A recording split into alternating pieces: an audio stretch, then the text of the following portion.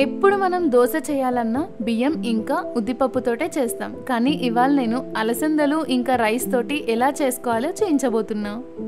ఒక గ్లాస్ దాకా అలసందలు తీసుకొని 2 సార్లు కడిగి నానబెట్టుకుంటున్నా. ఒక గ్లాస్ అలసందలకి 2 గ్లాసెస్ని బియ్యం తీసుకొని అవి కూడా ఒక 2 సార్లు కడిగి నానబెట్టుకుంటున్నాను.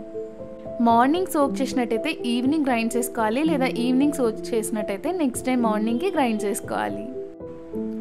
ఇవి రెండు కూడా బాగా మెత్తగా గ్రైండ్ చేసుకున్న తర్వాత అంతా ఒక బౌల్లోకి వేసేసుకొని ఇంకొకసారి బాగా మిక్స్ చేసేసుకొని మూత పెట్టేసుకోవాలి.